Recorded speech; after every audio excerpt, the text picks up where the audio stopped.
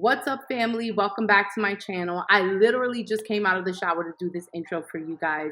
So I want you to enjoy this one. On the podcast today, we are talking about the mindset of an athlete. And I think that you're going to find this interesting. Even though I know my content is not geared toward athletes, my content is often geared toward mindset. And so we can pull mindset from every walk of life. What you're about to hear is an interview, a mini interview that I did with my nephew, Stephen, who is an athlete. I just asked him a couple of questions and I just asked him.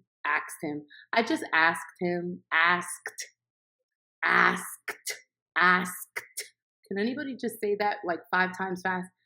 Anyway, here is a young dude who is chasing his dreams, who has discipline and is getting in shape. And little do we know that when we put those things into practice every day, we can get consistent, right? So I want you to think about all the roles you play in life. As a mom, as a wife, as a minister, as an entrepreneur. Maybe you have some health goals you want to achieve. Maybe your health has changed in the last couple of months or even this year, and now you're finding yourself in a place where you have to do things differently, right? And so pay attention to the podcast. Ask yourself, how can this apply to me? As long as you are taking an introspective look, you will find a lot of little nuggets in this little episode. So I hope you like it and enjoy. I'm super excited about this because if y'all don't know, my nephew is an athlete and he's been an athlete for years. And I asked him to do this podcast with me because number one, I love him. Number two, I'm his number one fan outside of his parents. And number three, I'm in love with his mindset. And he's somebody who I've seen not give up throughout the years. And so, Stephen, thank you so much for being on the call with me. Thank you so much for saying yes to me. And so I'm super excited. So we're going to get started. Are you ready? Yes, I am. All right. So the first question I wanted to ask you is, did you always love football? And if not, what made you want to get into the sport of football in the first place? Growing up, I was interested in football. For Halloween, I'll dress up as, football players.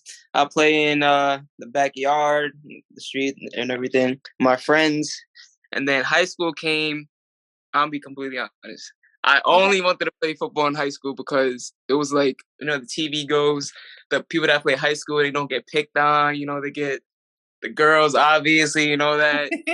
There's like certain levels of high school. I don't know if you know what I'm talking about, but I only did that just to get by through high school. Be in that little cool category. Things happen freshman year. I liked football. It was going well. I just wasn't really interested in it. So I stopped playing after freshman year. Boom, boom, boom. A lot of time went by. Your husband is actually the one that introduced or told me about Johnny, my trainer and all that. Really? I told him that I was looking for like a trainer and all that. I'm trying to take football serious. Then he told me that he knew someone. So I guess he told them and then they told him or some crazy stuff. But he's the one that introduced me to Johnny and all that. Nice. And so once you started training with Johnny, do you feel like that's when it really up-leveled for you? Yes, because he's a really, really crazy man. A really crazy man when it's pushing and this working out stuff, trying to be in shape and try to better yourself. So he does stuff that colleges, high school coaches don't really do. So I feel like if you could train there, you could really do anything. That's just me. Because the stuff we do there is really crazy. I'm gonna be completely honest.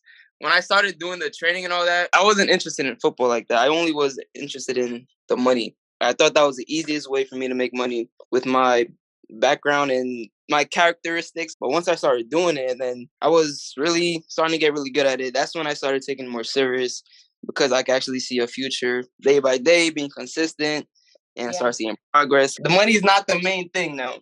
Yeah. No, I think that that's perfect. And it really leads me into my next question because my next question was, what is the goal with football now for you? What's the goal? The goal for football now, I'm going to college. So that's the main focus right now. I'm trying to make it to the NFL. Nice. And so, what makes you keep going if you haven't seen your end goal yet? So, if you haven't seen the college ball yet, NFL's not here yet, like, what is it in you? If we're talking about mindset, and I really wanted to get into the mindset of an athlete, what do you think is it about athletes? What is it about yourself that keeps you guys going when you don't have that end goal in your hands yet? I don't know about other athletes, but I'm a little bit conceited and all that stuff. So once I started seeing progress in it, I just wanted to be, I don't know how to say it without trying to, No, go ahead, just say it. without the NFL and the end goal. I just wanted to prove that I'm like, let's say I was guarding someone, I wanted to prove that I was better than him and all that. The progress, once you start, waking up, going to the mirror, you seeing yourself being more in shape and all that. You feel more loose. You feel just better. Just working out, leveling up is what pushes me and motivates me to keep on doing every day. Just to Nice. see my full potential becoming all that. I love that. I love that, Steve. So, how has training and football made other areas of your life better? Training, it really pushes you to not give up. Because when you're training, you don't want to give up on a set. You want to Mm. push through, and so you can do that with life. If you fall down, get back up. I guess it's being around a whole bunch of like-minded people just that has the same goals as me and everything. And you guys push each other. Like, I'm sure you've made friends. It's a whole community. Like, Yeah. you know what I mean? I always see you with your friends going to Jersey, going to Atlantic City, going like every time I'm on your gram, I don't know where you are, but you with a couple of friends. So whether it's Also, jogging through the city at 3 o'clock in the morning or in Atlantic City on some random weekend, like mhm, I do believe that community is important. So I got one more question for you. Okay. I think it's really good for other people to see this when they're thinking about their dreams, their desires, their goals.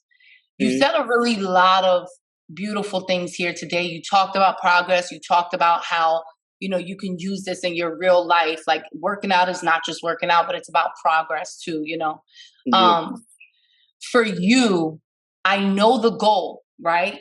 NFL's the goal. These D1 schools are like, getting on in a really good college. mhm. Um, for football, if this wasn't to work out, right?